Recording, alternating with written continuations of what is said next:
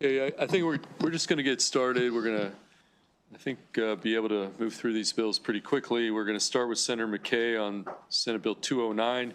Senator, you are the only in-person witness, and therefore you take the time you need to present Senate Bill 209. Thank you, Mr. Chair, Madam Vice Chair, members of the committee. For the record, Senator Mike McKay to present Senate Bill 209. This proposes a new fiscal structure for hotel rentals located within the Savage Highland State Park. There's a couple key takes of this bill: surcharge collection and rate. The assessment: the Department of Natural Resources is required to assess and collect an 8% hotel rental surcharge. The surcharge applies specifically to rental units located on the property of Savage Highland State Park, which used to, that the state recently purchased. They're to collect the funds and must be sent to the comptroller who will distribute them to the proceeds of Garrett County. Now, the bill specifies how Garrett County must allocate the 8% surcharge revenue. First, the 6% is the portion of the surcharge attributed to the 6% that must be designated for the promotion of Garrett County. The remaining 2% is any revenue attributed to the rate exceeding 6% and is to be distributed directly to the general fund of the county. If passed, the act is scheduled to take effect on July 1st, 2026. This bill is in the same posture as a bill in the House that passed both the committee and the House. If you recall, I did present this bill last year. I did withdraw it, and the reason we withdrew it was we thought that we were going to get a fix with DNR with it. And so it's basically in the same posture as it once was. Ask for a favorable report from this committee and be glad to answer any questions that you may have, Mr. Chair. Okay, we're going to start with Vice Chair Kagan. Thank you very much, Mr. Chair. Senator McKay, it seems like promotion of Garrett County is a great idea to make sure that tourism and economic development is all happening there.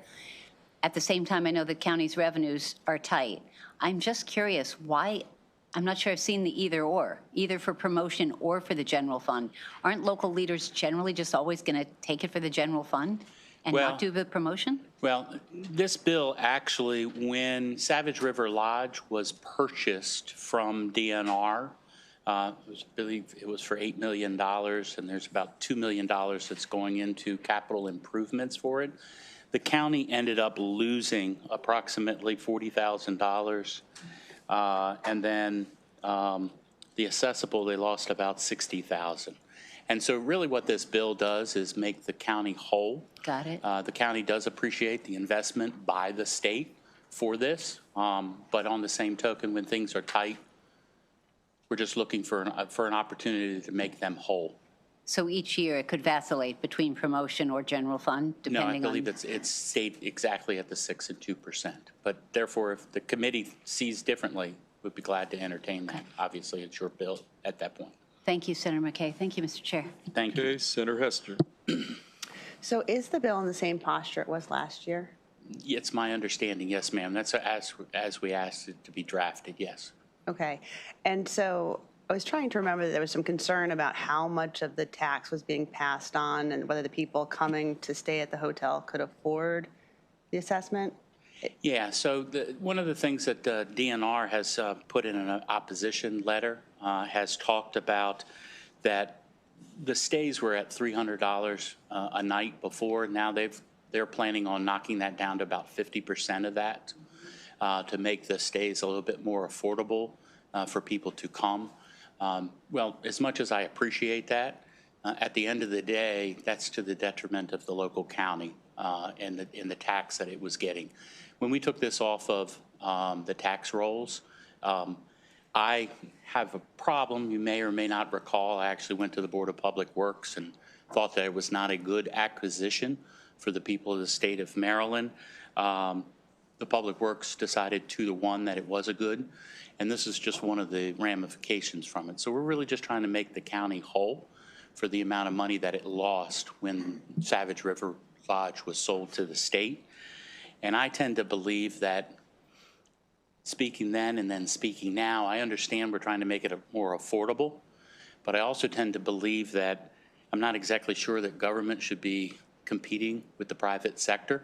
And in this case, the private sector has to pay for capital dollars, and the private sector has to pay for acquiring it. DNR didn't have to pay for any of that, and therefore you can reduce the rates down. So it is true, the rates are going to be cheaper for people to attend and that kind of stuff, but I also tend to believe that DNR has actually decided that they're going to make it a family-friendly. The property beforehand would only allow adults and dogs to come. No children were allowed. And so I tend to believe that their marketing is going to change, and we wish them all the best to do that. The purpose of this bill is just to make the county whole for what we lost in that Understood. transaction. Thank you so much. Thank you, Senator. Okay, Senator Brooks. Thanks, Chair. Thanks, Senator. Question, some critics might argue that 8% surcharge increase would have, I guess, an opposite effect, might discourage people from coming visiting as opposed to coming. Yeah, and this is for this particular piece of property. I don't believe you're going to have that. A lot of critics said that if we put windmills in Garrett County, the tourism would drop and the property values would drop. That didn't happen. And I tend to believe that this 8% surcharge is not going to defer people from coming to Garrett County. But thank you for the question. Okay. Follow up? Yeah, the other thing, follow up. Yeah, now this year we are at a 1.5 billion deficit, and the governor has proposed no new taxes. Now, how do you square this up with coming with a new tax? Well, I'm not the governor. I know. I don't think I have a chance of being the governor, and I don't want to second guess his wisdom and those type of things. But there again, this bill addresses a transaction that happened in previous years that we took it off of the tax base, and that's what we're trying to do. Is we're trying to make the county whole when we're trying to fill the holes that government has not created by any stretch of the imagination. But there are certain services we need to pay for, and this is one way to get Garrett County back to where it was before that decision was made, sir. Okay, all right. Yes, sir. This is an election cycle, and I admire your spunk. Well, I tell you, I am comfortable for doing when things are right. I do them regardless of that. And so I appreciate you pointing that out. But I do believe this is the right thing for Appalachia, Maryland. Thanks, Chair. Thank you. Okay, we'll go to Senator Carrozza, then we'll go back to Senator Hester. Senator Carrozza. Thank you, Mr. Chair. Thank you, Senator McKay, for the bill presentation. I was looking at the Maryland Tourism Coalition because, given the area that I represent, work very closely with them, and so noted their support. And there was one part of their letter I just wanted to ask you to expand upon, and it was along the lines of reinvesting hotel tax revenue into tourism promotion creates a sustainable cycle of economic growth. I know how important the hospitality tourism industry is to the Eastern Shore, and I know our partners in Western Maryland, but can you expand upon that a little bit more specific for Western Maryland? Well, I think it's really just hand in glove. There's no doubt about the economy of Garrett County or Western Maryland. We rely on tourism. And so if we can invest back in, I think that's what we're doing here. This, like I said, this one really has to do with the acquisition of taking something off of the state rolls. But overall, in Garrett County, we rely so much on tourism, very similar to the Eastern Shore. That's why I say hand in glove.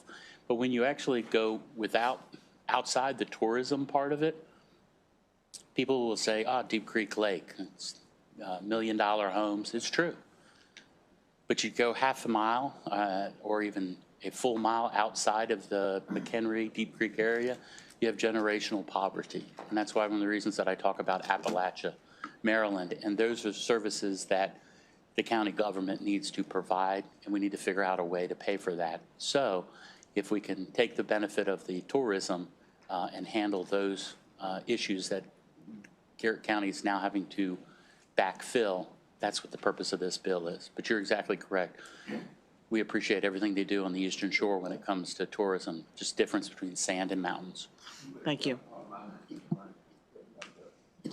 Okay, speaking of Garrett County, we're going to go to Senator Hester, who I think spent some time in Garrett County this weekend in her role as ski patrol at Wisp Resort. I mean, she's saving lives up there this past weekend. So anyway, with that background, I yield to the senator who spent time on Garrett County saving lives this weekend for the Garrett County. My only disappointment was that I didn't get to see the good Senator McKay out on the Hill.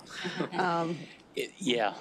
You will see me at the fireplace. Oh, fabulous. I'll look for you there. No, my question was, I was trying to figure out, what was currently being charged, because obviously we don't want to be raising, rates for people. But if the total cost was $300 a room previously, and there was a certain assessment on top of that, and now we're going to $150 and we're asking for an assessment on top of that, could you explain the net difference? I mean, the average room is going to be now family-friendly and less expensive, correct? Correct, and it will not warrant or garner the exact same dollar amount that the county was getting before. I understand that. It's going to be less than that. But there again, all we're trying to do is try to backfill something that Garrett County didn't have. They did have a say in it, but it was a decision that was made not necessarily for their. They didn't recommend that decision. So it will be less than what it was at 300. That is correct. Okay, additional questions for the sponsor? Seeing none, that concludes bill hearing on Senate Bill 209. Thank you, Senator McKay. Thank you for your time. We're going to go to Senator Simon Ayers, Senate Bill 21. And we made a decision today that folks who had signed up in person had an option to testify virtually. And so your one sponsor panel witness, Larry Zozecki, is Larry in? I do know Larry. Okay, Mr. Zozecki, here, you there? So, Larry? Okay, we're going to start with Senator Simon Ayers, then we'll go to you, Larry, next, okay? Okay, Senator Simon Ayers, on Senate Bill 21. You take the time you need to present the bill. Thank you, Mr. Chair and committee members. I've tried to reduce the witness list so we can have good debate but not take up all our afternoons. So I try to do that with this. This is Senate Bill 21. Senator Brian Simon Ayers presenting it. So you have Maryland law in direct contradiction with current policy. What do? You can either fix the law or fix current policy. This bill fixes our law. I've worked with months with the Department of Natural Resources and other stakeholders to present this consensus legislation and thank them for their support. Maryland law defines and DNR implements a state park pass program for seniors that allows access to state parks. It's called the Golden Age Pass that can be obtained by individuals 62 years old or older with a nominal application fee. This bill updates the Natural Resources article, specifically 5-1009, that currently defines the Maryland Gold Pass program. I put a similar bill in last year to match the policy in DNR. However, in addition, this year's key difference is that the bill also fixes our law where it contradicts current policy and limits seniors' benefits. First, contradicting laws and policies. Current law limits seniors' camping discount to apply from Monday through Thursday. However, current policy states it's Sunday through Thursday. This bill simply updates the laws correctly to state Sunday through Thursday, thus helping our seniors. Secondly, this bill updates the existing Golden Pass laws to align with senior benefits that are actually in place. I did a little more research this morning, and I want to thank our wonderful library for their support, and I met with DNR this morning as well. And we came to the agreement that setting the overall structure and law was a good idea and that they could implement the details going forward. So I have a lot more history on it, but I'll leave that for later. And for all these reasons, I ask for your favorable consideration. Okay, thank you, Senator. Let's go to our one witness signed up favorable, Larry Zarzecki. Larry, welcome. And we're not going to put you on the time clock. You're the only witness, so why don't you proceed, okay? Thank you. Good afternoon, Chair Feldman and Vice Chair and committee. Larry, could you just talk up just a little louder on the volume? Sure. Maybe a little more, yes. Okay, go on. Good afternoon, Chair Feldman and committee members of the Energy Environment Committee. My name's Larry Zarzecki. I'm with AARP. AARP is one of the largest membership-based organizations in the state, and actually we're representing approximately 850,000 members.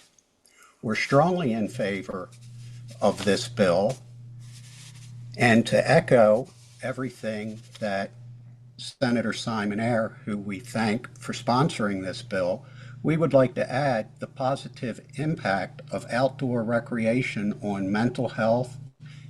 Mental health is well documented with studies showing the exposure to nature can reduce depression, lower anxiety, lower stress hormone levels, and decrease the need for certain medications. According to AARP's Travel Trends Survey, nearly 2/3 of Americans age 50 and older plan to travel locally in 2025. That's a 63% increase opting for domestic locations and destinations, highlighting the strong demand for accessible and affordable recreational opportunities closer to home. Well, we feel it will also generate much more funds in keeping them in the state. AARP strongly believes that Maryland should offer a program equivalent to the Golden Age Pass to ensure older adults have access to the benefits of nature and recreation within our state. We have some of the most beautiful parks and waterfalls on the East Coast. We respectfully urge this committee to issue a favorable report on this bill, SB 21. For further questions or follow-up, please contact us by calling 410-302-8451 or Sarah Westrick, our new advocacy director, at swestrick, common spelling, @aarp.org. Thank you so much for having me and hearing my testimony. Okay, we'll open questions either for Senator Simon Ayer or for Mr. Zarzecki, starting with Vice Chair Kagan. Thank you, Mr. Chair. Senator Simon Ayer, I see that the fiscal note says that it's going to have no impact, but I'm flipping it for the other side. I just did what is the definition of a senior citizen, and in this bill it starts at 62, but Merriam-Webster and lots of places really commonly known as 65 and up. There could be some fiscal opportunities for us if we waited a few extra years, as we are all living longer with good health care and better eating and exercise and all that. Tell me what's magical about 62 for you. Well, thank you for the question. That's current law. I'm not changing that. So if you want to put a bill in next year to change it to 65, that's fine, but I'm not trying to change the age. That's not the intent of this bill.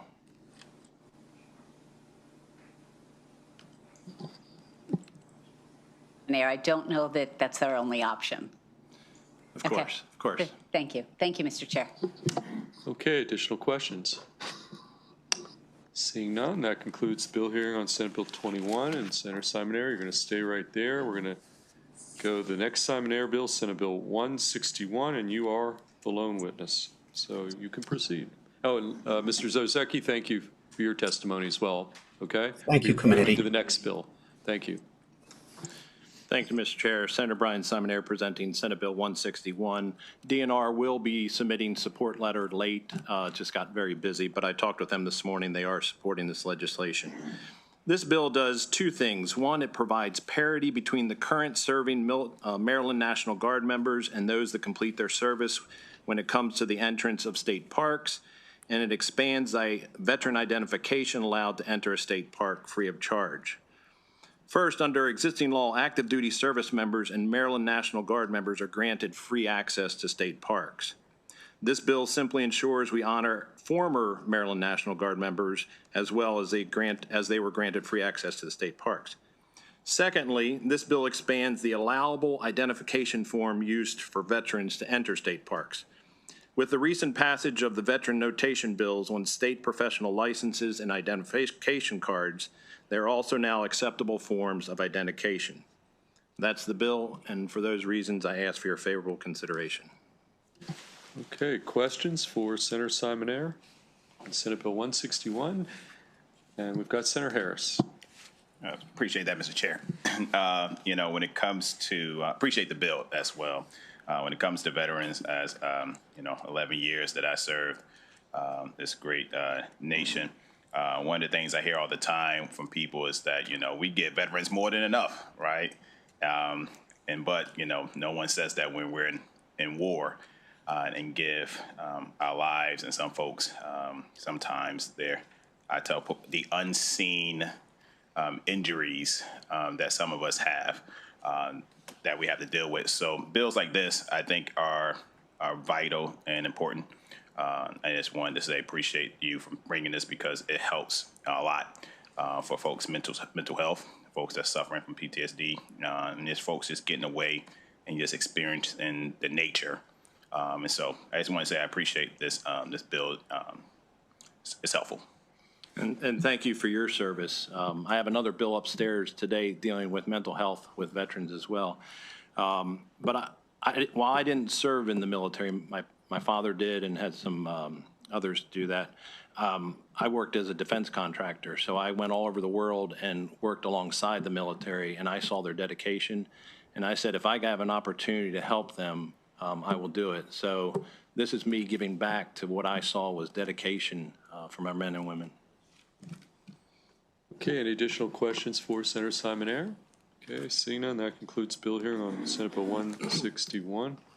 We are next going to go to another veterans bill, Senate Bill 167. And we do have one witness. We've got David Dragics from the Maryland Military Coalition here virtually. David, why don't you hold on? We're going to start with Senator Simonaire, then we'll go to you. And so Senator Simonaire on Senate Bill 167. Thank you. Senator Brian Simonaire presenting Senate Bill 167. I'm very excited to present this bill. As you all are aware, last year we put similar bills in for 4 other departments last year to help get the word out to veterans about their service benefits that they get at state and local level. And what this basically says is that you can put a veteran's notation on a professional license within DNR. And much like we did for MVA and the 4 other departments. And by doing that and the veteran consenting, then their information, contact information will be shared with the Department of Veterans and Military Family, and they can reach out with them with services, benefits, laws that change, that are constantly changing. We saw that only half the veterans had access to this, and we have hundreds of thousands of veterans in our state. So I'm not going to go into all the details. You're very familiar with this. I will leave it with that and say we have tremendous support for this, and I would ask for your favorable consideration. Okay, thank you. Let's go to our virtual witness. David, why don't you proceed? Again, not going to put you on the clock today, so just take the time you need to present 167. You're signed up favorable. Thank you. Thanks, Chair Feldman and members of this committee, and thank you for the opportunity to testify in favor of Senator Simonaire's bill. I'm Dave Dragics, a retired Army Colonel and Legislative Director for the Maryland Military Coalition. As the Senator mentioned, this bill is a continuation of the process he began in the last session by having state agencies and departments include the designation veteran on state-issued documents with the consent of the veteran. The MMC strongly supported those bills last session, and we strongly support this bill for the same reasons. As was the case with the bills last session, this bill offers recognition of veteran status while fully protecting privacy and individual choice. Participation is completely voluntary, and veterans maintain control over how their information is used. This bill reduces unnecessary administrative burdens on veterans. Too often, veterans have to repeatedly prove their eligibility for benefits, and they've already earned through honorable service. This bill helps make that process more efficient and improves how the government serves its people. And this bill enhances the state's ability to connect veterans with benefits and services they might not even realize they qualify for. Many veterans fall through the cracks simply because they are unaware of available programs or have difficulty navigating multiple agencies. This legislation helps close that gap in a responsible and efficient manner. So this bill is a practical, affordable, and sensible measure that helps veterans while respecting privacy and keeping agency efficiency. So for these reasons, the Maryland Military Coalition strongly supports SB 0167 and ask for a favorable report from the committee. And we would like to thank Senator Simon Eyre for sponsoring this important legislation and appreciate his leadership on this issue. Okay, thank you. Questions for Senator Simon Eyre or for Mr. Dragics? Yes, a veteran himself from Vietnam era. Yes, and the chair of the Veterans Caucus, Senator Ben Brooks. Yeah, thanks, Chair. Yeah, thanks for the bill. Has there been any concern about privacy issues, especially with the DNR handling, say, DD-214s? No, so what this does is it mirrors exactly what we're doing the MVA for years, and there's been no privacy issues with that. It's a verification. They don't keep the documentation. Okay. And then additionally, the veteran has to consent that they want them to do this. And then all they share is an email address, basically, the Department of Veterans and Military Families will have to communicate with them. Okay, thanks. Thanks, Chair. Okay, any additional questions for the sponsor for our one witness? Okay, seeing none, that concludes bill hearing on Senate Bill 167. Thank you, Senator Simon Eyre. We're going to go to two departmental bills. We're going to start with a bill from, excuse me, from our Maryland Department of Natural Resources. We've got Senate Bill 164, Lydia McPherson here on behalf of the department, and then we have one virtual witness from the Maryland Forest Service we'll take next. Lydia, why don't you proceed, take the time you need, again on Senate Bill 164. Thank you. Chair Feldman, Vice Chair Kagan, members of the committee. For the record, my name is Lydia McPherson, and I'm the Legislative Director here at the Department of Natural Resources. I'm here today to present for you SB 164, which is a really simple bill that will help the department better utilize a fund that's commonly known as Tremendous Maryland. The Tremendous Maryland Fund has been helping plant trees on public land since 1989 when it was first founded. It's supported entirely by volunteer donations, and thanks to a partnership with the Department of Transportation back in 2021, Marylanders have actually been able to donate to the fund when they go to register their car. This has been a great success in not only expanding the fund, but it also created a more sustainable revenue source for the program itself. However, the current scope of the program is really limited. The current law states that you can only use the fund for planting of native trees and shrubs. We know that a long-standing barrier to the success and long-term survival rates of newly planted trees has historically been insufficient levels of support for maintenance beyond just the initial planting phase. So this includes things like site preparation, removal of invasive species like English ivy, and even deer fencing for trees to help prevent deer damage. As many of you might remember, this is something that we have addressed through the 5 Million Tree Initiative. And so our intention with this bill is really to take that same lessons learned and really apply that to, and apply the same considerations to the Tremendous Fund. I did just want to make one final note. I know that you probably noticed that Sierra Club came in support with amendment. We've spoken with them about their concerns, something that we thought was a very narrow expansion. They expressed that it could possibly be misinterpreted to allow for a broader removal of trees. That was certainly not our intention with this bill, and we don't think that's consistent with the spirit of the program. So we workshopped some language with them that we think addresses their concerns, and we'd be happy to take that amendment. With that, I'll answer questions, and I just wanted to point out Ashley Triplett, who's our Deputy Director of Policy and Planning for the Maryland Forest Service, is also online to help answer some questions as well. Thanks. Why don't we take our one witness, then we'll take questions. Okay, Ashley, you've been already introduced, and therefore from the Maryland Forest Service, so why don't you proceed? Thank you. I just wanted to thank the committee for the opportunity to testify today, and I'm just here in support of Lydia. If the committee has any further questions for DNR. Okay, Vice Chair Kagan. Thank you, Mr. Chair. Two things. First off, committee, I just want to brag about Lydia McPherson, who is an alum of my staff and doing great work in this in the Moore Miller administration, formerly with the governor's staff and now at DNR. So very proud. Second, just while you've got the microphone, this is the Pamela J. Kelly Tremendous. Can you just tell us who Pamela J. Kelly is and why this program is named for her? That is a great question. She was a fabulous senator who helped establish this program. And Ashley, I don't know if you want to add to that.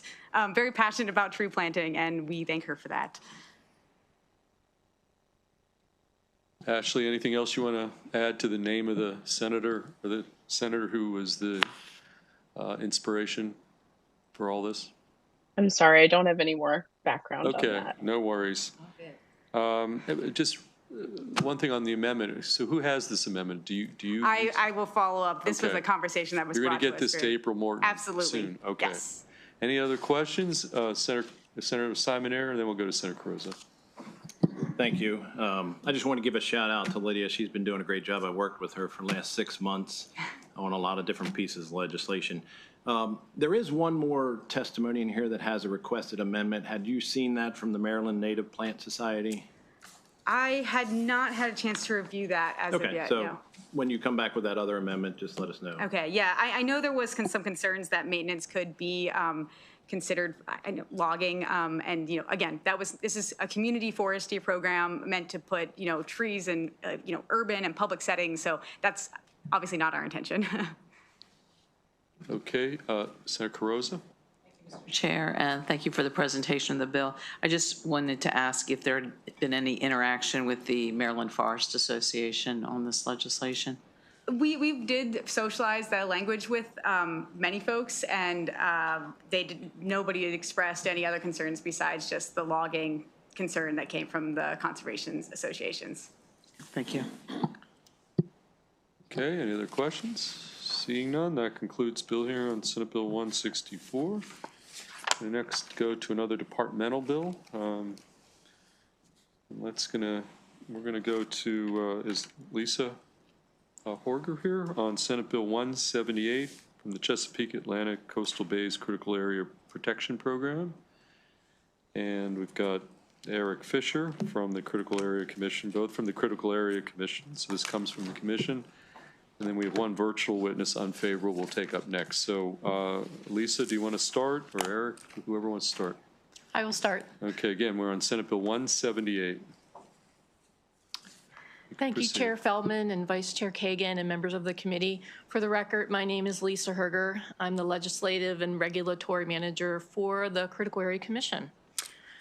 I am here to testify on Senate Bill 178. This bill is what we kind of call a cleanup bill, if you will, and it's a little bit of a hodgepodge of different provisions within the natural resources article that I can quickly walk you through, and if you have any questions, I'd be happy to answer them. So the first one is on page 1, and it's basically just solidifying that when the commission updates its regulations in the Code of Maryland Regulations, that the commission actually approves those before staff moves them on to the administrative, executive, and legislative and regulatory committee. This is a practice that we've had in place since 2008 when the legislature gave us the ability to do regulations, so it's not changing any procedures for us. We also have a provision on page 1 where we're changing a time frame from 6 years to 10 years. This is actually a corrective item. In 2004, the legislature updated the critical area law, and this change reflects the timing that a local government has to complete a comprehensive review. We just missed it in this section, and we've aligned it with the timing of their comprehensive plans. The next change on actually page 2 has to do with when the commission sees and approves what's called growth allocations, which are essentially upzonings in the critical area to allow greater density, more impervious surface, or more intense uses on lands. And what we're doing here is we're proposing to repeal the word adjacent and insert instead the words contiguous and adjoining to make it more clear to our local government partners when they're reviewing the standards for growth allocation, what that actually means. And you will see those changes reflected through page 3. On the bottom of page 3, there's a reference to mapping mistakes. Oftentimes, local governments may find that the critical area designation on a property was incorrectly mapped at the time of mapping. And what we didn't catch back in 2002 was putting in the grandfathering or vesting date, if you will, for a property when looking at a mapping mistake. So for the Atlantic coastal bays, which were approved in 2002, that vesting date is actually June 1st, 2002, which is different for properties that are in the Chesapeake Bay critical area. So that's just a correction. Going further down the page, we are clarifying when there is an approval for a refinement or amendment to a critical area program proposed by a local government, that extension, that the local government can request that the chair of the commission extend the time frame that's otherwise set out in the law to get that approval forward. We have had some situations where there's been a snag during that process and we can't get it finished within the 90 days or 130-day period. And instead of making a local government go back to the drawing board, they can ask for an extension, and then that can be handled and streamlined more efficiently. This is actually something that was put in the law back in 2004. Again, we're catching it in a place that it was not put in. At the bottom of page 4, you're going to see a change for repeal of 90 days to 130 days. This has to do with when the chair has the ability to make a program amendment. This is a process. Change that process to a refinement process, which is a more streamlined process for approval. However, the 29-member commission has the ability through the statute to override the chair's decision. If that happens, then the refinement is deemed a program amendment. Again, we're talking about a process. The statute requires that process to be completed right here. Currently, it says 90 days. If that amendment had originally been called an amendment from the beginning, there would have been a 130-day time frame for that to happen. So we're trying to make the days match for amendments, so it's a fair game for a local government that gets kicked into that amendment process. On the next page, you're going to see towards the bottom, there is some language that has to do with the type of licensed professionals that are required to approve plans in the critical area. And this process, or I'm sorry, this language has been vetted by our colleagues at the Department of Natural Resources. And we've also made sure that it's consistent with the Forest Conservation Act, which was updated by this committee 3 years ago. So this is consistent with other parts of the natural resource statute that have to do with the Forest Conservation Act. We wanted to make sure that that was actually consistent. I think I've covered everything.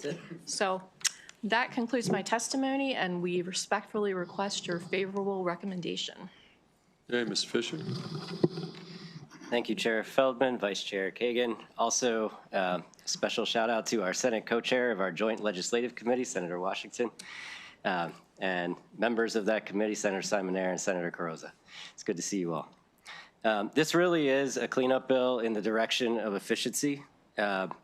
We are operating in the same space as many others in this room and other stakeholders where housing is a very high priority right now.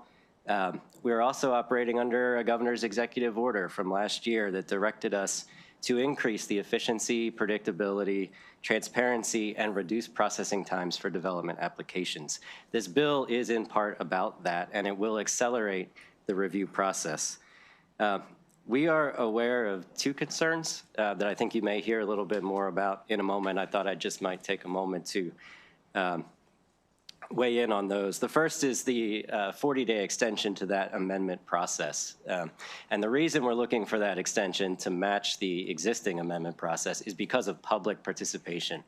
We want to make sure we can get through our required public participation. We think we need 130 days to do that effectively and avoid any applications that might have to be returned because we don't get through that process. We'd be happy to look at that number again to see if we can bring it back down. But I think that's where we need to be. The other one has to do with the adjacency provision for growth allocation. Right now, generally speaking, you want a growth allocation and upzoning to be located adjacent to an existing area map for growth. That word adjacent turns out means a lot of different things to a lot of different people. Some might say that's flexibility, but frankly, it's very vague. And in this year alone, it has cost multiple applicants months of delay because of the confusion over what adjacency means. What we're doing is replacing that with more precise terms. This does not change where you can put a growth allocation. It does not change how much you can use. It does not change how the commission evaluates whether that adjacency standard is met. And it also retains the flexibility to use an alternative standard if you are not adjacent. That's in existing law. The only thing that changes is that applicants will know upfront, rather than a couple months into the process, whether they can proceed under the adjacency standard or if they can proceed under an alternative standard. And that is valuable because the commission can, has, and does process these alternative standards concurrently with the growth allocation application.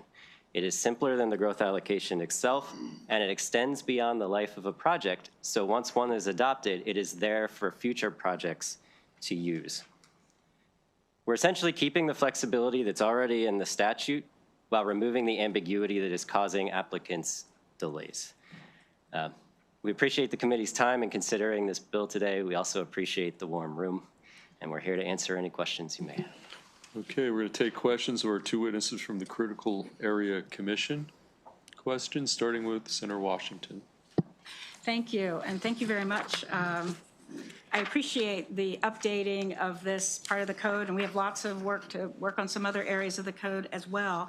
I just would like some clarifications for me. I also am co-chair of ALR, so I just want to better understand, or maybe you should explain the process, but better understand the adding of affirmative vote of the commission.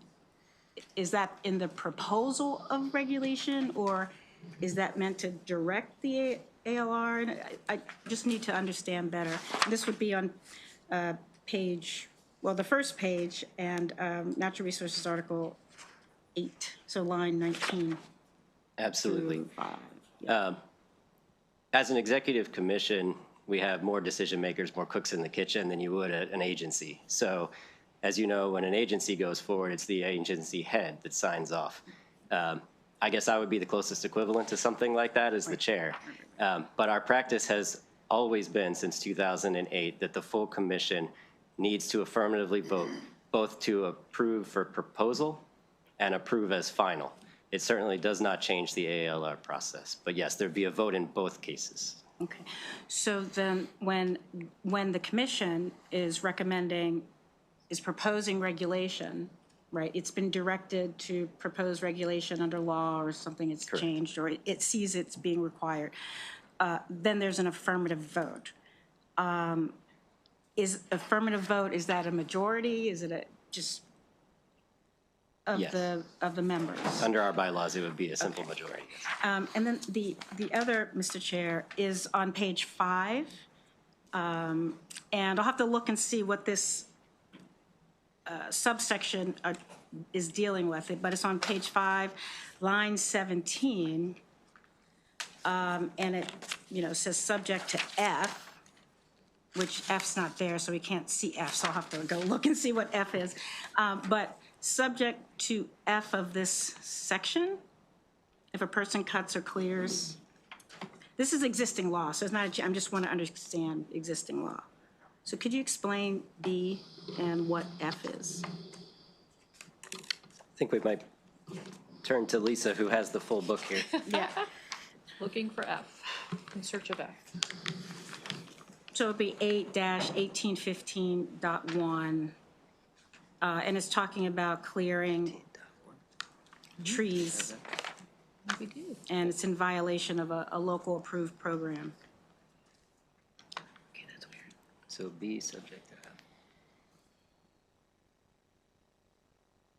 Yeah, I'm not sure.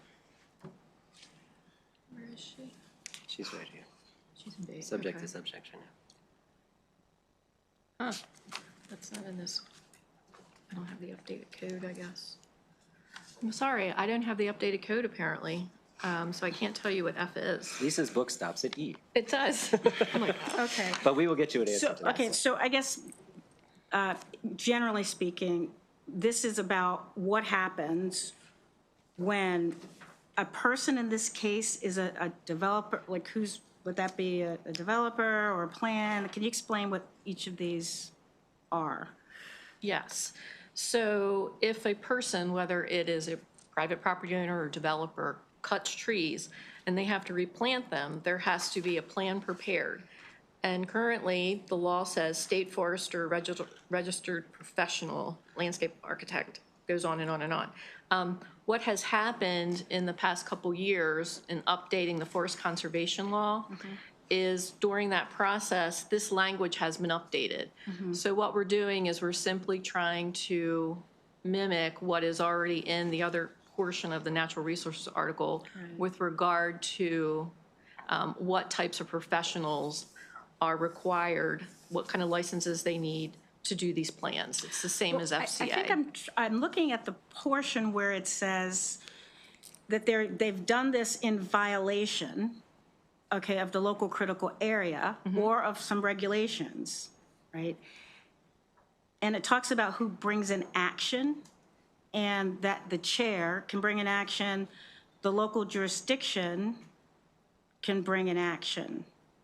So is this a violation of the jurisdiction's plan, or is this a violation of the regulation that, and where something I've contemplated would be if a variance, for example, is granted and it's granted in violation or irrespective of the existing law. So 100 yards is given, from this forest buffer in the Conservation Act, a variance given to allow 24, or they just do that anyway. So I guess I want to understand whose responsibility is it to enforce this.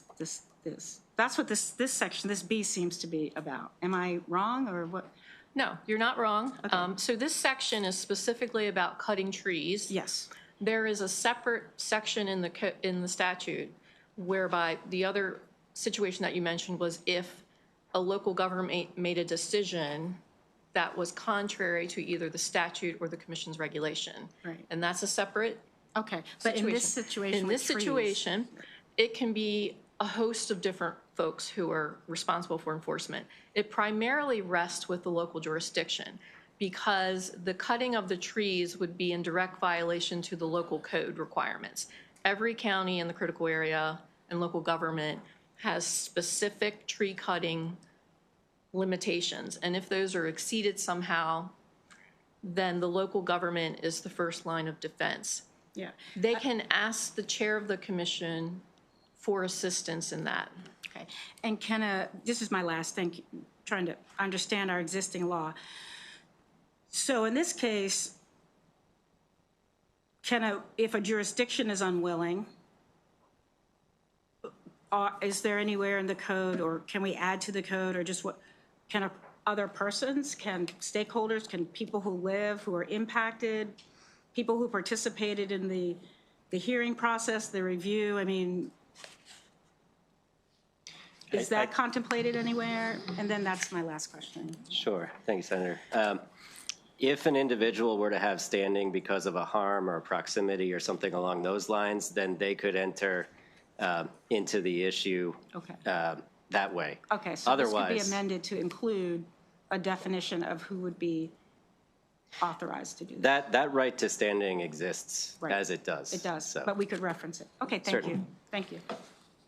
We'll go Senator Carrozza, Senator Brooks, then we'll come over and get Senator Hester. Okay, Senator Carrozza. Thank you, Mr. Chair, and thank you for the presentation. And it is reminding me of the one issue we've been working with in Somerset County with Kings Bay. But I guess I want to first kind of ask a 30,000-foot level question and then kind of drill down to see what that means for like specific county situations.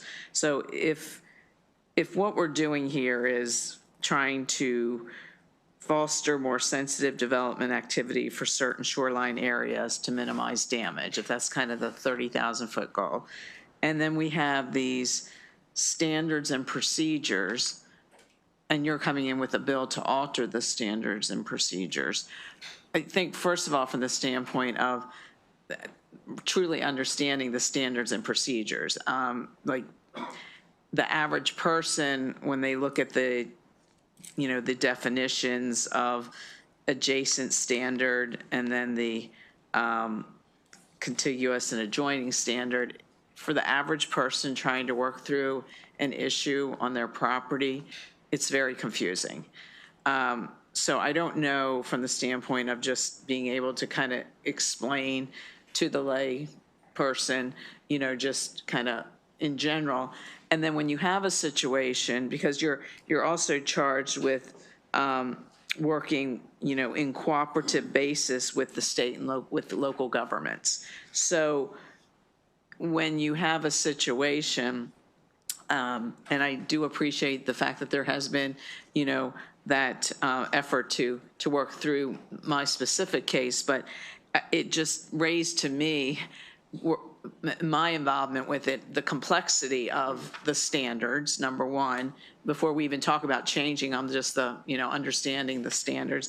And then two, are you in a position as commission members to provide the type of guidance? So in other words, if you're trying to accomplish this goal, like, my constituents were trying to accomplish a different use of property, if there, were a couple different ways to do it, and I also understand some of that's, at the county level, but you're the ones that have the expertise. So I guess what I'm asking you is, can there be a better, just education of these standards and procedures?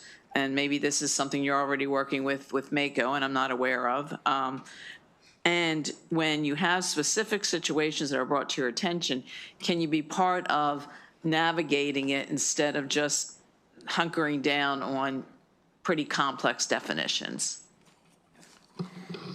Absolutely. Thank you, Senator. And we do appreciate your engagement on that specific issue. I think it's really helped move things forward.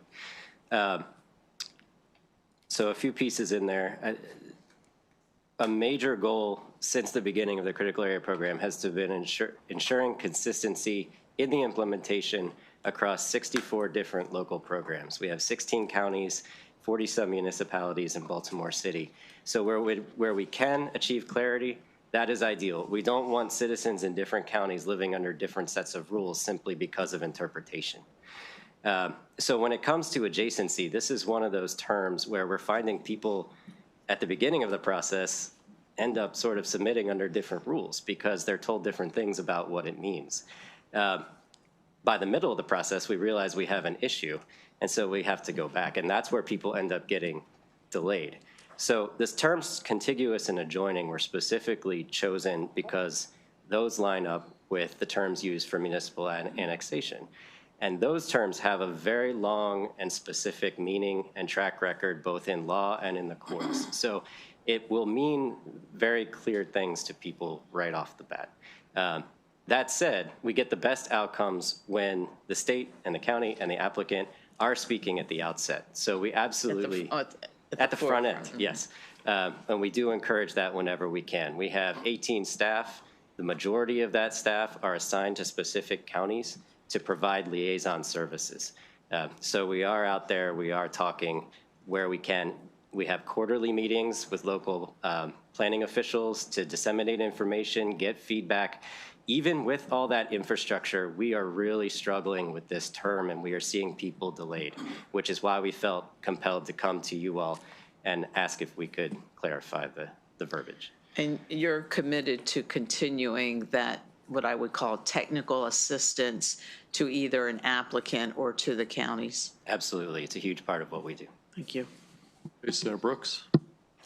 Thanks, Chair. Yeah, page 2, line 11. Extending the comprehensive review period from 6 to 10 years might be viewed by some as delaying necessary, environmental assessments and updates to the local regulations. What do you say about that? Thank you for the question, Senator. My background is in urban planning, and so I highly value the comprehensive planning that goes on at the local level. There are a lot of important connections between local comprehensive planning and local critical area planning. And so when the state moved from a 6-year to a 10-year comprehensive plan cycle, we suddenly found ourselves out of sync. So while the 6-year might encourage a more frequent evaluation, in practice, that evaluation is going on all the time, and we end up with conflicts between comprehensive plans and critical area programs. We want to eliminate those conflicts to make sure that all the local regulations and plans are saying the same thing. The committee did change in another portion of the statute from 6 years to 10 years, so we're simply playing catch up here with that.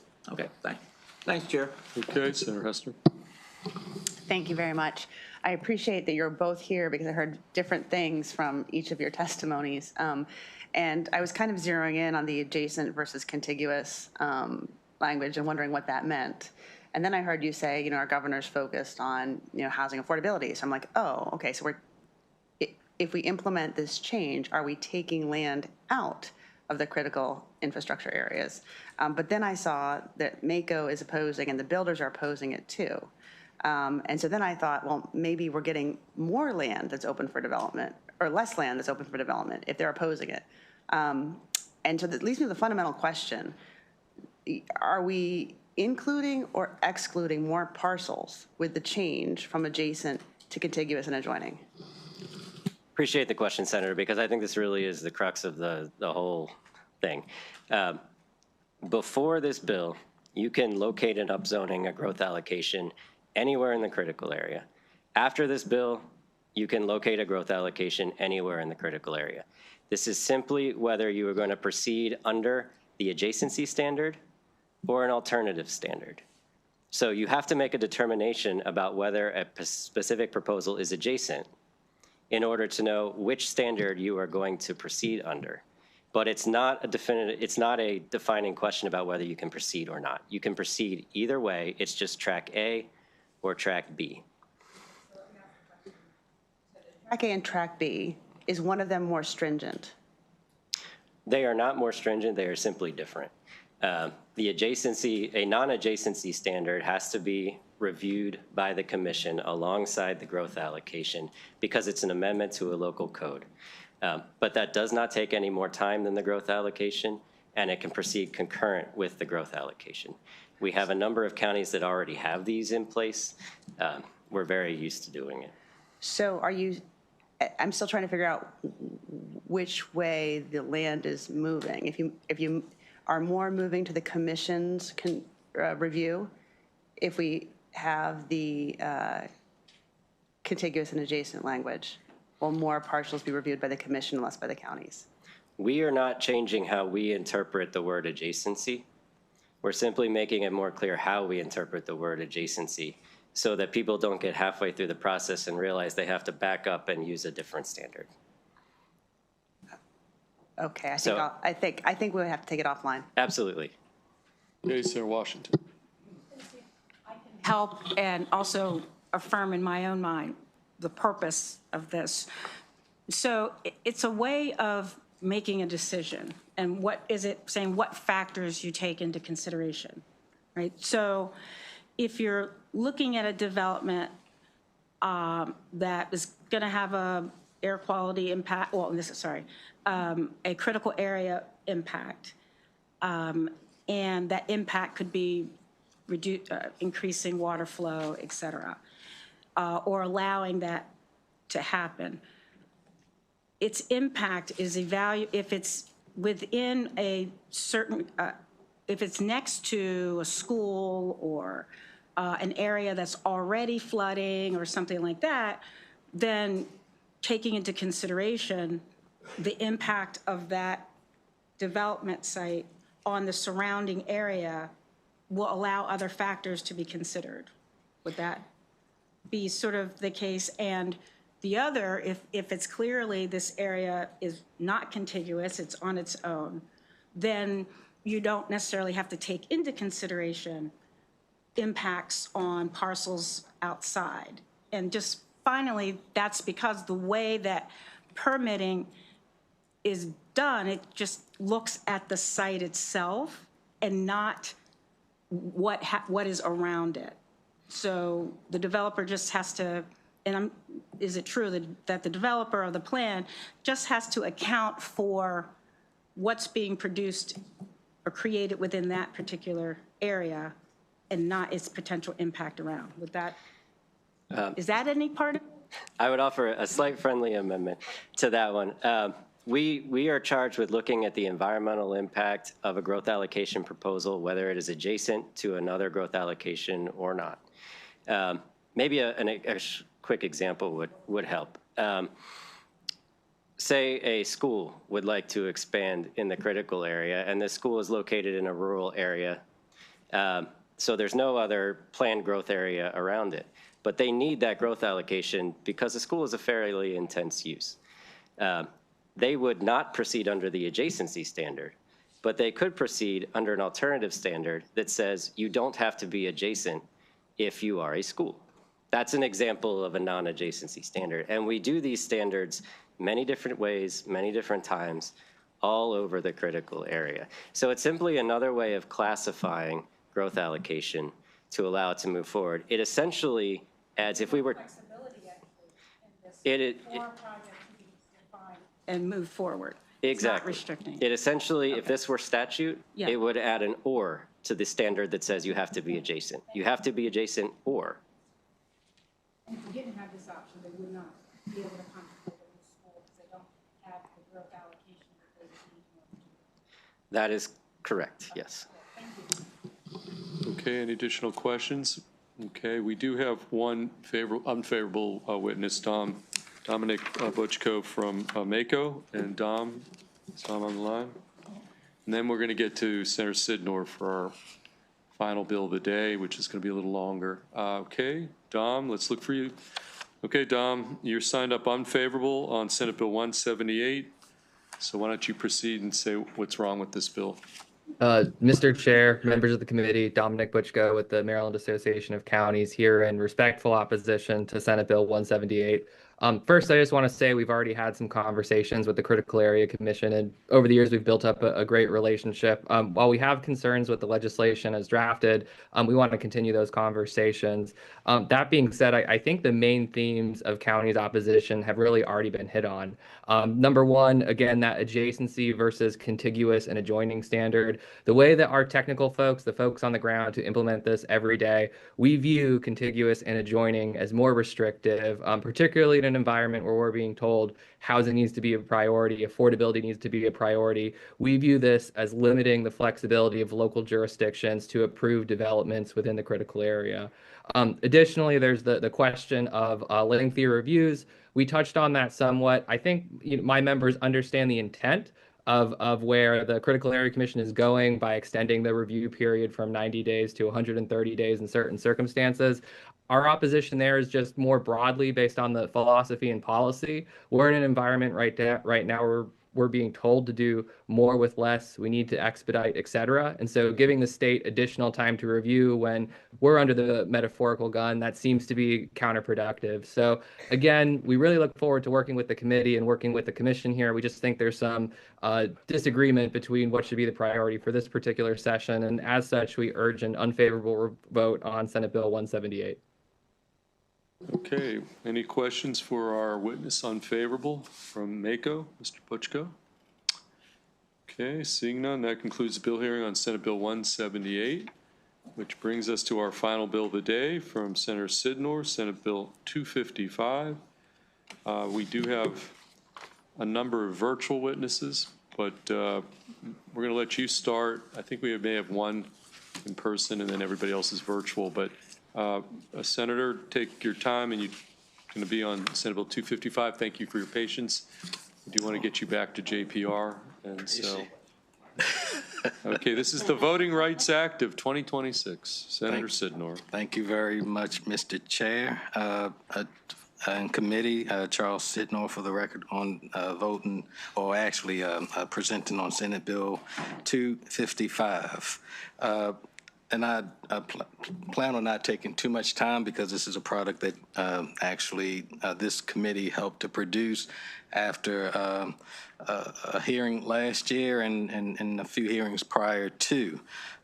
So we're back. Last year, the bill ultimately, the Voting Rights Act bill that came out of this committee and was voted out of the Senate, ultimately it had its hearing over in the House. and it just did not move in the particular Ways and Means Committee. With that, we have taken the same bill as the foundation and made just a few minor adjustments because of some of the things that had come up since we had voted on the bill last year. If we look at within the legislation, section 15.7107, which allows for courts to award a prevailing private plaintiff reasonable attorney's fees, expert witness fees, and costs. And the reason this was as virtually all civil rights laws, including the Federal Voting Rights Act, include this sort of fee shifting provision to empower affected communities and secure an effective counsel. Additionally, section 15.7-101C, which explicitly enables coalitions of multiple protected class members to bring an action based on their combined dilution and abridgment. This comes out of some decisions that had happened in the Fifth and Sixth Circuits, and out of personal experience this past year as Baltimore County was attempting to go through a redistricting process where the way that its lines were drawn, it neglected a growing minority population on the east side of Baltimore County. So we were at the point in negotiations when they had first, and when I say they, I'm talking about our county council, introduced a map for its new 9-member county council districts. Baltimore County's population is about 49% non-white, about 51% white. If you're one who believes in representational democracy, one would think that you would have maybe 4 seats that people of color would have an opportunity to serve in, and 5 majority white districts. Our county council instead presented legislation or map that had 7 majority white districts and 2 majority minority districts. And ultimately, we ended up with 3 majority minority districts and 6 majority white districts. And honestly, under the Federal Voting Rights Act, we could not do anything because the communities on the east side, while they were not, it wasn't a majority black district or a majority Latino district, a map could have been drawn with a district that would have had a coalition district with those protected classes. But again, because the law did not allow, we were really left unable to challenge the map that the county council presented, which would have looked more like a 4 or 5 map. And finally, in addition to the 5 probative factors that were in last year's bill, section 15.7104B describes in additional detail how courts may determine whether polarized voting has occurred. Outside of those 3 things, again, this is a bill that your committee helped to craft and get in a real good position to pass out of this body last year. And that is all. I would just ask for a favorable committee vote. Okay, thank you, Senator. Questions for the sponsor, Senator Sidnor, on Senate Bill 255? Okay, seeing none, Senator, you can stick around. You did designate 5 witnesses to be part of your sponsor panel, yes, all of whom originally signed up in person, but we gave them the option today to sign to testify virtually, and they all took them up. So we're going to, L'Oreal, going to go to the sponsor panelists first, then we'll go back to some of the other witnesses. Thank you very much. Okay. Here in person. Well, but she's not part of his. Why don't we take his sponsor panelists first? Okay, let's see. We've got. Well, let me just list this is consistent, Senator, with who you had designated. Dara Johnson, Marissa Wright, Nikki Tyree, Morgan Drayton, and Adam Laos are the 5 you've designated. So I want to start with them because they're part of his sponsor panel, and then we'll go to some of the other witnesses. Okay, so Dara Johnson, you're first up, part of Senator Sidnor's sponsor panel, and you can proceed. And we are going to put you all on the clock. So you're going to be on our 2-minute clock, okay? You're going to see a clock. Okay, so you can proceed, Ms. Johnson, 2 minutes. Thank you so much, and good afternoon. My name is Dara Johnson, and I am an associate attorney and the interim policy counsel with the ACLU of Maryland, here to offer our strong support for this urgent bill providing state protections against vote dilution in Maryland's local elections. As noted, this committee already recognized this need with a favorable vote on provisions that are effectively identical to many of those currently offered under the current bill. This year, we're hopeful this committee will do the same, especially with ongoing attacks on the limited available protections under Section 2 of the Federal Voting Rights Act. These safeguards are very much needed, as seen with our recent cases challenging vote dilution under the federal VRA that were driven by many of our impacted partners here today. For example, in addition to the issues noted by Senator Sidnor, the more efficient and cost-effective framework provided by SB 255 could have really helped mitigate the high cost and inadequate remedy and a challenge to unfair district maps in Baltimore County preceding the challenges he noted this year. Their county lawyers were paid more than $1 million, and the remedial map approved by the court with deference to the government, often imposed in VRA claims, but not under SB 255, just continued concentrating most of the county's large Black community into only one district. Following local pressure, a better map, as noted, was finally created this summer that more fairly accounts for the communities of color that comprise almost half of the county.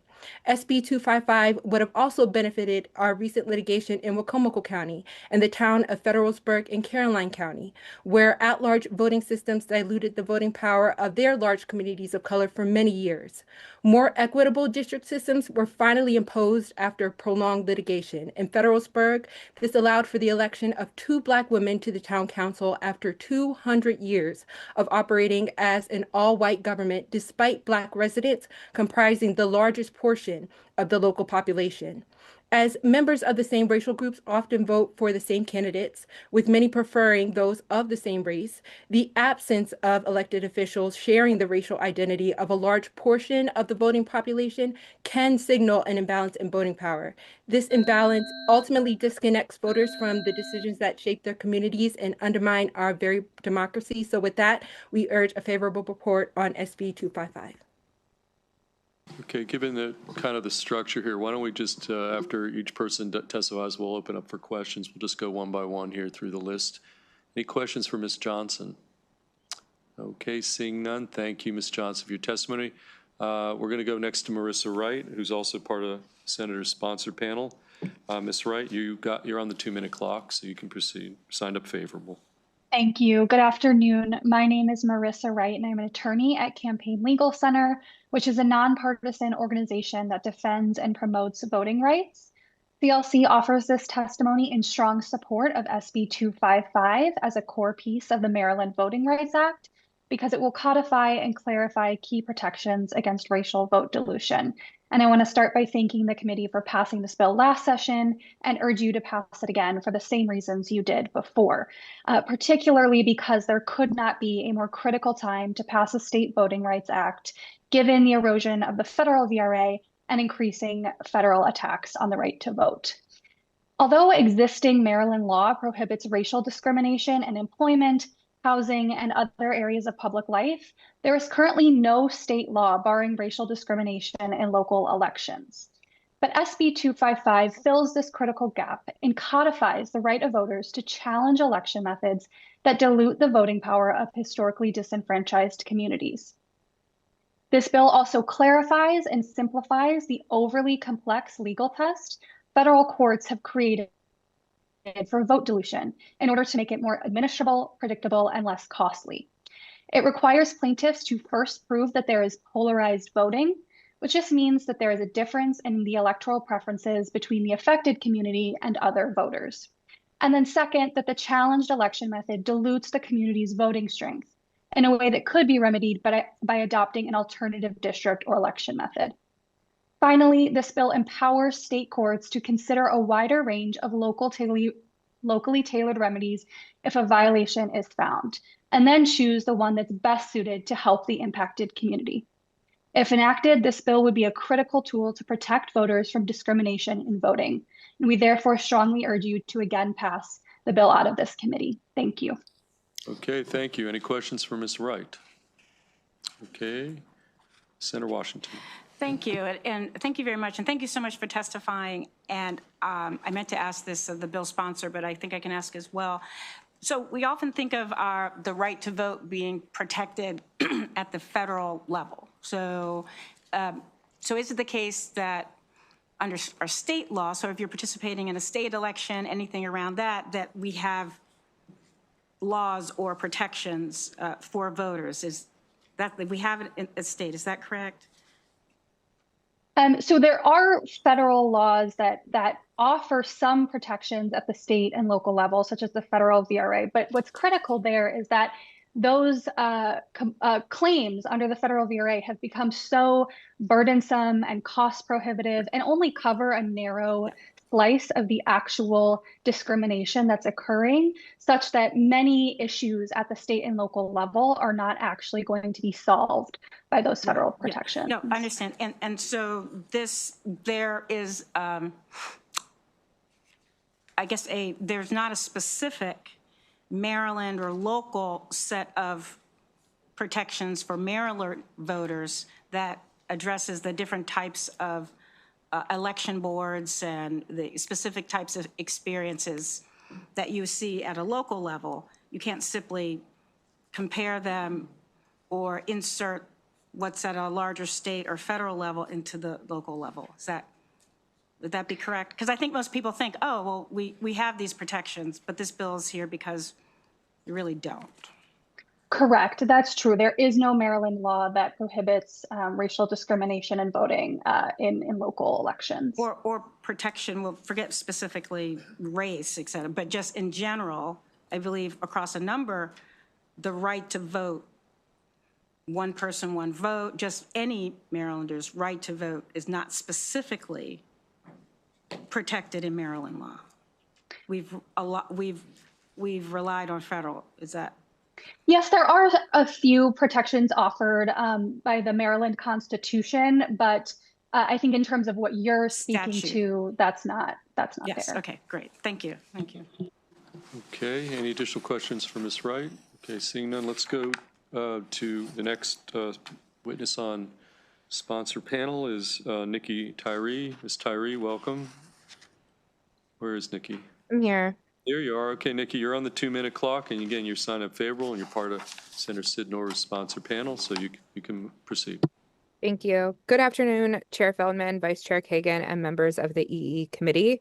I'm Nikki Tyree, Executive Director for the League of Women Voters of Maryland. Thank you for considering, again, SB 255, the Voting Rights Act of 2026. For over 100 years, the League has sought to defend democracy and empower voters.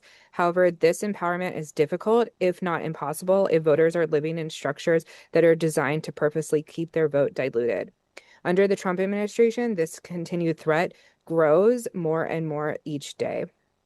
As this bill was heard last year and discussed thoroughly, the League asked for today is very simple. Please consider this bill a codification of those values that as Marylanders we hold sacred, the right for all to vote, especially those that have been historically disenfranchised and continue to live under that legacy even today. While it's easy to hand wave away these problems in our state as small, it is not small to those who live with it every day. We ask for a favorable report. Thank you. Okay, thank you. Questions for Ms. Tyree?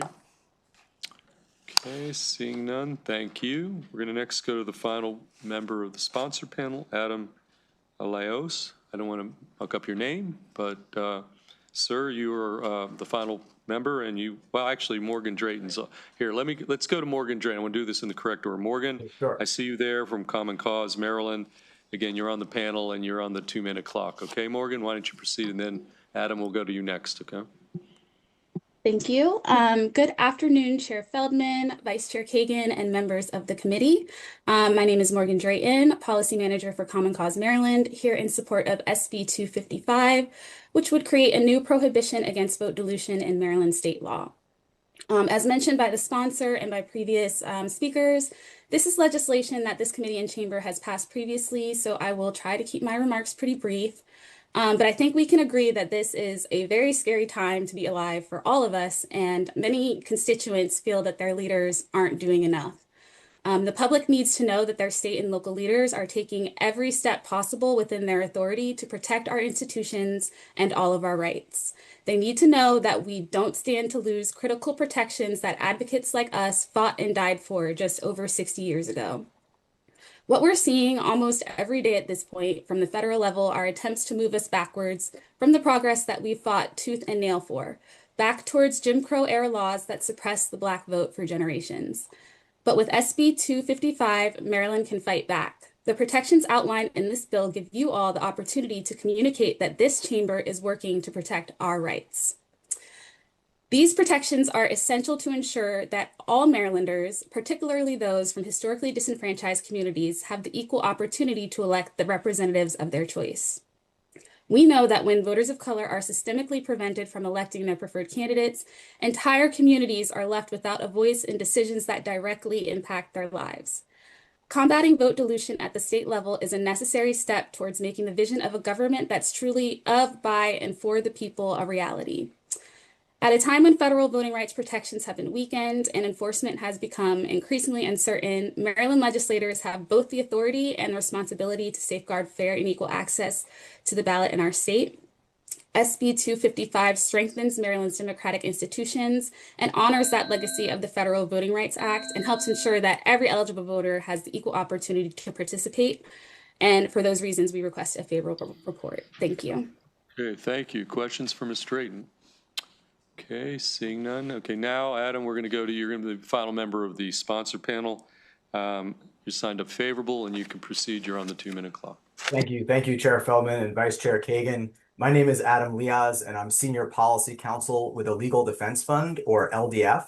And I'm thrilled to testify here today in strong support of SB 255, a key piece of the Maryland Voting Rights Act legislative package. I thank Senator Sidnor for his leadership now over multiple sessions, and this committee for approving similar legislation last session. Since LDF's founding by Maryland native Thurgood Marshall, we have worked to empower Black voters, recently through promoting state voting rights acts, and Maryland is a top priority for this work. Maryland has made significant progress in recent years in building a more inclusive democracy. Yet, in spite of an increasingly diverse electorate, in many parts of Maryland, there is a substantial risk that Black voters and other voters of color are not able to elect candidates of their choice to represent them in local government due to unfair election systems or district maps. SB 255 provides Maryland voters with a critical tool to end this kind of discrimination known as racial vote dilution. It empowers voters or the Attorney General to bring an action to prove and fix racial vote dilution in state court. And it provides clear guidance to courts to ensure that such actions are simpler and more cost-effective than bringing a similar case under the Federal Voting Rights Act. Notably, more than 3/4 of Maryland voters support ending racial vote dilution. Enacting SB 255 is a powerful, practical, and popular way to address a critical local need. It's also the best way to push back on the increasing threats to voting rights that we're seeing at the federal level, both from the Trump administration and in the courts.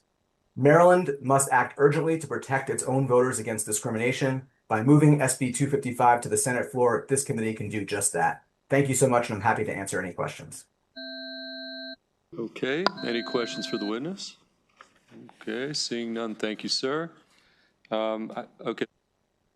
Finish the sponsor. Oh, I'm sorry, Vice Chair Kagan, you had a question? Question for the sponsor. So I don't know if I Sure. missed my window on that. No, that's fine. Okay, but thank you for the sponsor panel. Let's get the sponsor back up here for a question from the Vice Chair, and then we'll move through the other witnesses that are signed up, okay?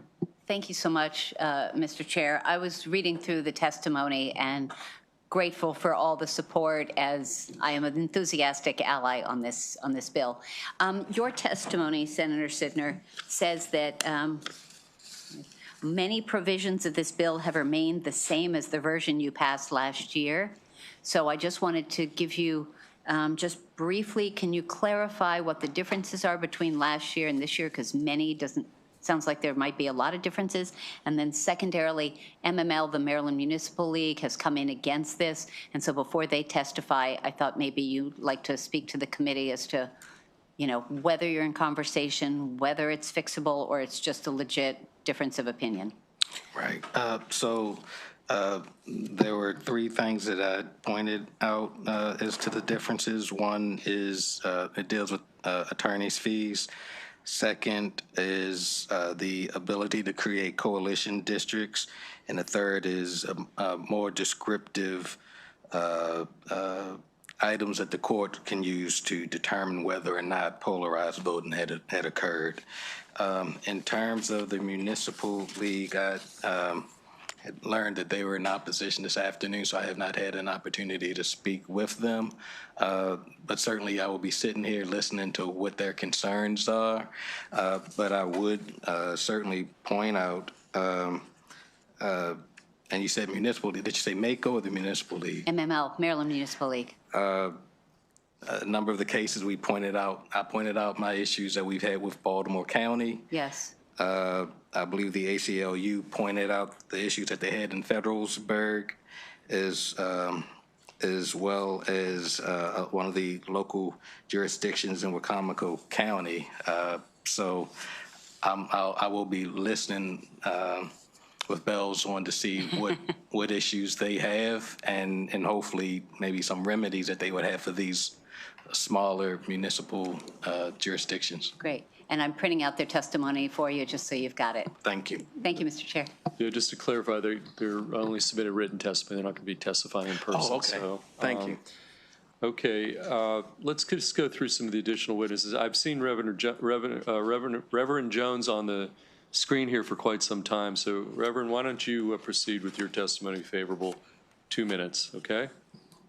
Thank you, and good afternoon to each of you. I salute today your great works, and we definitely salute the great works of Senator Sidnor.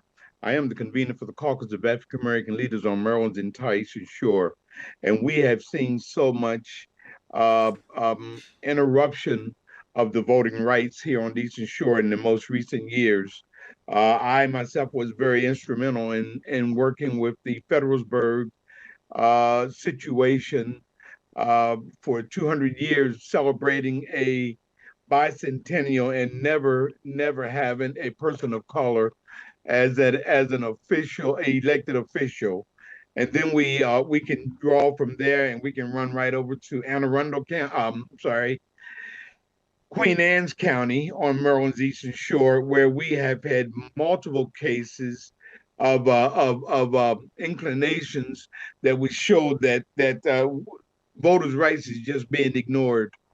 The fact that we are looking to diverse communities on Maryland's Eastern Shore, whether they are dominant in people of color or not, it's very important that we recognize the feelings, the needs, and the hearts of everyone, that we can have a satisfied district, a satisfied shore, and a satisfied representative as Senator Sidnor is, because it's imperative that we get this together today, or we may not have a tomorrow. I believe in everything that is going down with the streamlining, with the challenges, with the creative works that are being presented. What we did in the past was great, and we look forward to a satisfied time now. Thank you so much for your time. Okay, thank you, Reverend. Any questions for Reverend Jones? Okay, seeing none, thank you. Okay, let's pick up. I know we have at least one in-person witness. We've got in the audience is Daryl Jones here. I've been seeing you. Mr. Jones, why don't you come up here to the witness table, signed up favorable, and you, like the witnesses virtual, will be on the 2-minute clock. So, Mr. Jones, you can proceed. Thank you, Mr. Chair. My name is Attorney Daryl Jones. I am the board chair and the co-leader of the Transformative Justice Coalition, TJC, and the general counsel for the Maryland Coalition of African American Leaders. TJC is a national organization that focuses on voting rights in marginalized communities throughout this country. I had the privilege honor, and responsibility of being elected as Anne Arundel County's first African-American member of the County Council. I have fought voter dilution across this country. Here in Maryland, my home, however, the fight is personal. The first African-American to serve on the Anne Arundel County Council was Sarah Carter in the 1970s. She lost her election in 1982 due to racial voter dilution. Fighting voter suppression has been a key component of TJC's fight for voting rights across this country. To be clear, voter dilution is a method of voter suppression. Our democracy works best when all of its members have the unfettered right to elect the representatives of their choosing. Today, we await a decision in the Louisiana versus Calais case, a decision that could destroy the crown jewel of the civil rights movement, the Voting Rights Act. Sadly, Maryland voters have no state legislative protection from racial voter delusion. This has been demonstrated in Federalsburg, Baltimore County, and Wacomico County. We here in Maryland today, through this legislation, have the opportunity, and I would say the responsibility, to protect Marylanders from racial voter dilution. Maryland can stand in the gap and protect the citizens just as Sarah Carter boldly stood in the gap to give voice to silence black voters in 1974. Through this bill, Maryland now has the opportunity to stand boldly and move forward toward protecting Maryland's vulnerable voters and give them a voice.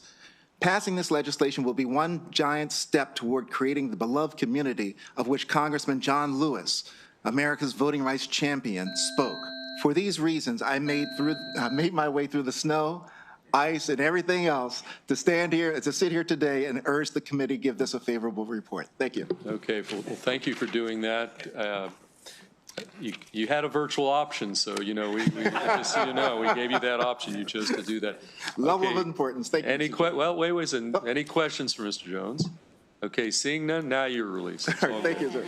Okay, let's go back to the rest of the witnesses are virtual. Moria, I saw Marcia Greenberg on this. Yes. Okay, Miss Greenberg, are you there? Okay, there you are. Yeah. Okay, you're signed up favorable from, again, I think from the NAACP. In any event, Ms. Greenberg, you're on the 2-minute clock and you're signed up favorable. So thank you. You may proceed with your testimony. Good afternoon, Chair Feldman, Vice Chair Kagan, and members of the committee. My name is Marcia Greenberg from St. Mary's County. I testify in support of SB 255, urging you to redress a serious wrong. Over the years, we've made repeated efforts to terminate county-wide at-large voting for our county commissioners, but have yet to see that undemocratic system replaced by a fair one. Not surprisingly, those who benefit from the current system don't want it changed. Once again, we the people must raise our voices to call for change and for establishing a system that's fair. Senators, while I worked with the Agency for International Development to increase women's participation in US-funded democracy programs, I saw systems in Eastern Europe and West Africa that were not democratic. I saw people in power set rules to keep power, and I saw how failure of representation means that needs of average people are ignored. At the same time, I came to appreciate the privilege and power of my vote in the United States. I voted for half a century, but for the last 20 years in St. Mary's County, voting in every election, as well as supporting candidates by canvassing, donating money, and sitting in voter information tables outside the polls, I have found something shocking. Never yet in 20 years have I seen my preferred candidate for county commissioner win his or her race. Not once. All the while, the county has been led by 5 white Republican men.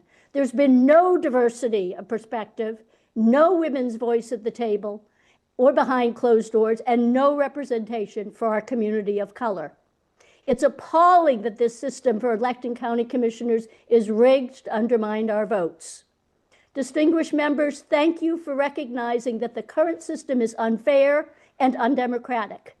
Neither our commissioners nor a majority in a referendum will change that. We need for the state of Maryland to ensure democratic systems and fairness.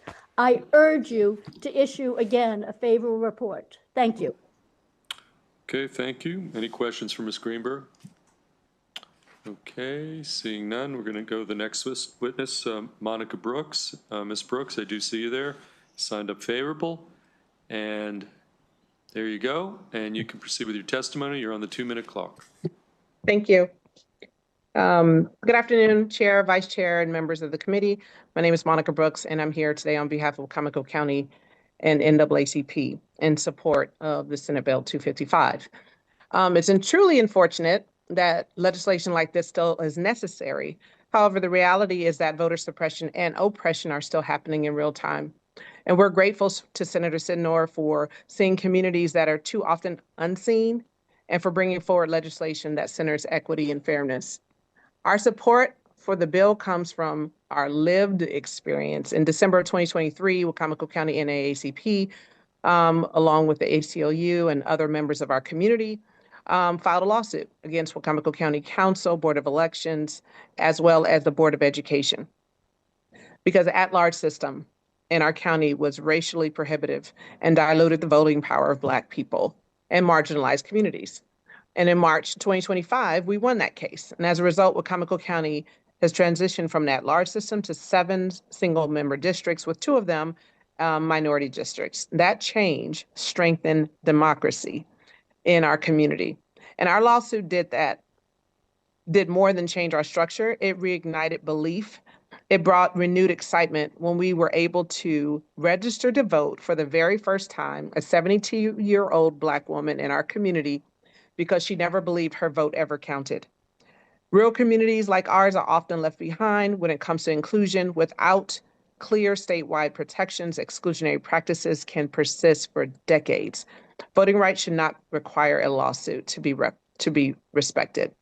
For these reasons, the Wacomico County NAACP urges a favorable report on Senate Bill 255. Thank you for your time and consideration. Okay, thank you. Questions for Ms. Brooks?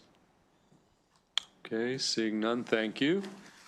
Next go to Roderick Lewis. Mr. Lewis. Goodbye, Mr. Lewis. Mr. Lewis, thank you. You there? Okay. Yes, I'm here. Can you hear me? Yes, we can hear you. Signed up favorable, and you are on the 2-minute clock, so you can go ahead with your testimony. Got it. Thank you. Well, good afternoon, Mr. Chair and Madam Vice Chair and members of the committee. Again, my name is Roderick Lewis. I want to thank you for this opportunity to share a few words on this legislation. I also want to thank you for your favorable report that you provided last session and your yes votes once it got to the Senate floor and made its way over to the House of Delegates. I know that we have some new members of the Senate and some new members of this committee, so I'll just briefly touch on why I believe this legislation is really important. In short, racial vote dilution should not be possible in Maryland, and that's a statement that I believe we all should be able to get behind. However, Maryland does not have any protections currently in place to combat racial vote dilution. And without those protections, Maryland communities of color voices go unheard.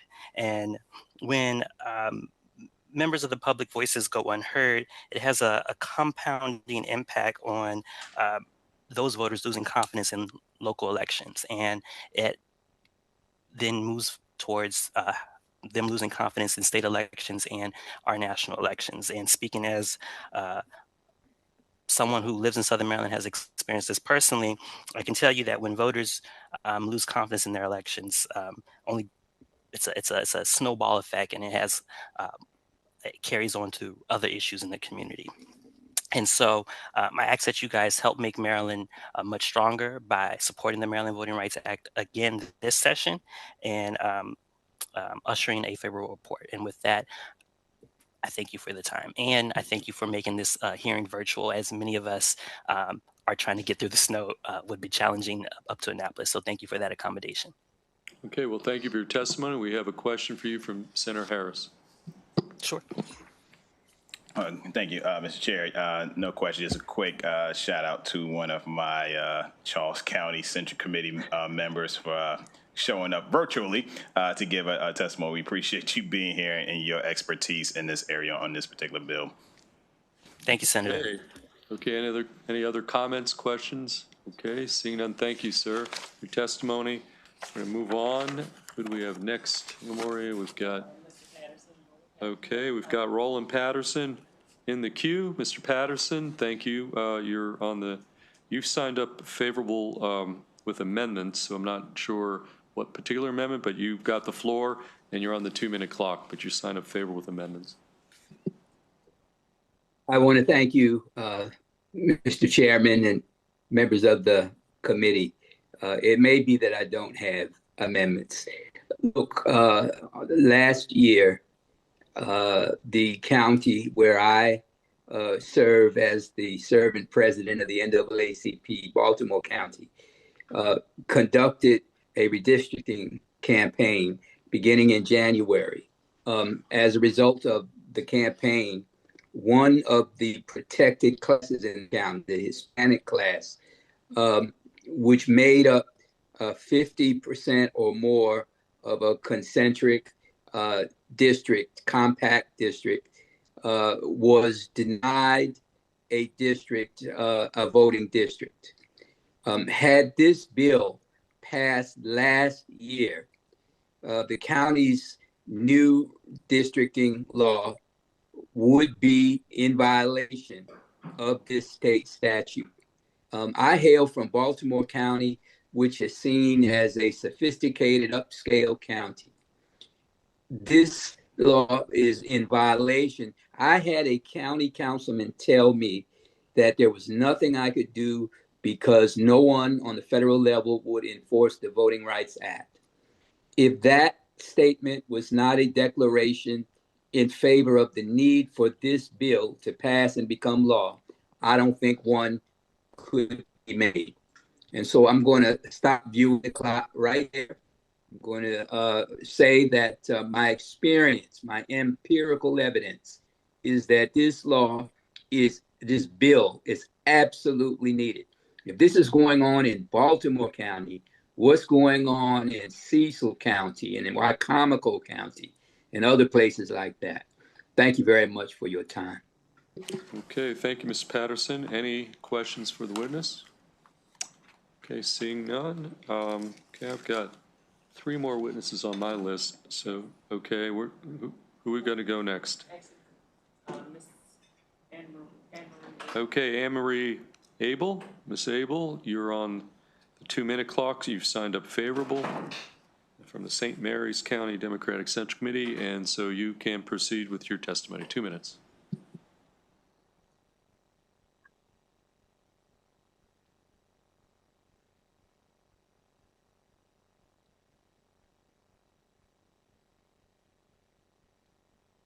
Miss Abel, did you hear me? I can hear you. I was just trying to get my notes up. Sorry. Thank you. Okay, it's fine. Thank you, Chair Feldman, Vice Chair Kagan, and committee members. I'm Anne-Marie Abel, Chair of the St. Mary's County Democratic Central Committee. St. Mary's County uses resident districts to ensure representation is geographically dispersed across the county. Yet this falls short of what it means to have true democratic and inclusive representation. St. Mary's County is stuck with an at-large voting system that dilutes district voters' voices and choices. Did you know that a commissioner or a Board of Education member can be elected from the district they reside in without having won the majority of their resident district voters? It happened in St. Mary's during the 22 election. In practice, this at-large voting system has the effect of candidates picking their voters. They can and do selectively campaign around the county. They use a pick my voter strategy of getting the votes of residents in other districts to outvote other parts of the county. The candidate wins and the district loses because their votes have been diluted and their voices muted. The county as a whole can prevent other districts from having a seat at the table, denying them true representation. Later, elected officials can willfully ignore the voters in their district while governing, even voting against their district's interests, because after all, they really don't need their district's votes to win. That has happened too. When voters want to hold accountable their representatives' actions and decisions, they can voice their displeasure by voting them out in the next election cycle, except with at-large voting. It's made mute by the rest of the county, making it hard to vote them out. SB 255 ensures district voters truly have a say in who represents them and their interests. Their voices need to be included and heard at the county's decision-making table. If it's good enough for our legislative and congressional districts, it's good enough for our commissioner and Board of Education districts. We request a favorable report for SB 255. Thank you. Okay, thank you. Any questions for the witness? Seeing none, thank you. We're going to next go to Rose. Yeah, Rose Frederick. Ms. Frederick, can find you.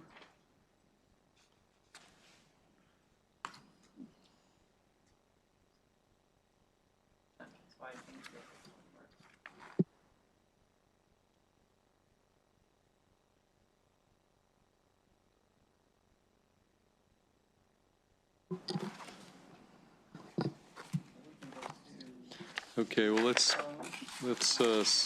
skip and we'll go to Christopher Cano from SEIU, signed up favorable. Christopher, are you there?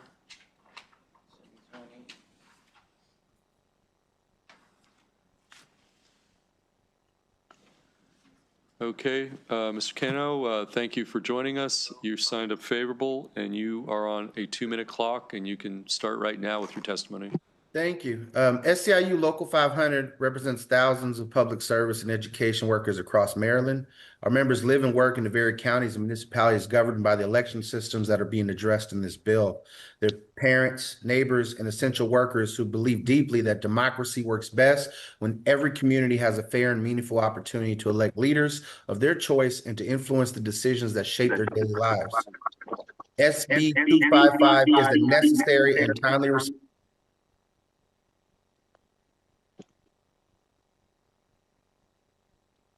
I'm sorry, did you lose myself there? SB 255 is a necessary and timely response to the ongoing threats to local voter equity.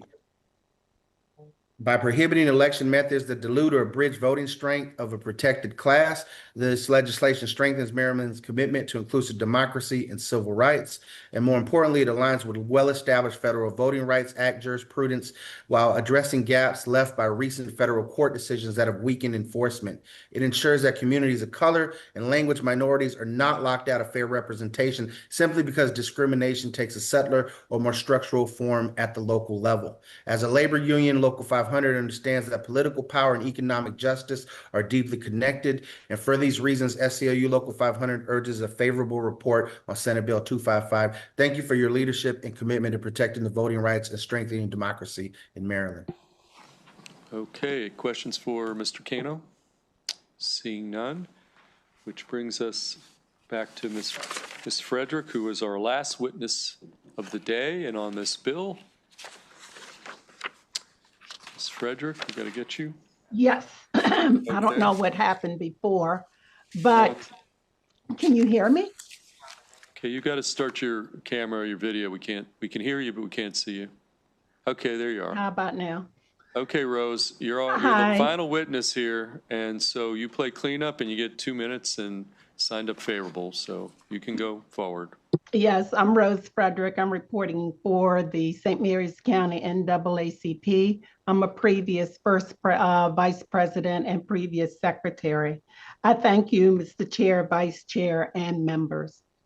St. Mary's County NAACP strongly urges the committee to pass SB 255 to enact protections against racial vote dilution in Maryland. Racial vote dilution happens when electoral practices such as at-large elections and unfair district maps weaken the voting strength of voters of color, effectively denying them and their communities meaningful political participation. The protections outlined in SB 255 are essential to ensuring that all Marylanders, including St. Mary's County with a historically disenfranchised community, have the equal opportunity to elect representatives of their choice. The current St. Mary's County election system for county commissioner silences individuals' voices of the 4 commissioner districts with the county and replaces the voices with those of the majority party, which disenfranchises St. Mary's County communities. This is undemocratic and leaves voters unrepresented in the local government within each election cycle. When commissioners obtain votes from the whole county, parts of the county are neglected. The current system violates the spirit of the Voting Rights Act of 1965, Section 2 of the Federal Voting Rights Act, which addresses the long history of discrimination in voting by voter suppression, and Section 5 of the Federal Voting Rights Act, which stop discriminatory practices. The General Assembly can make a change now.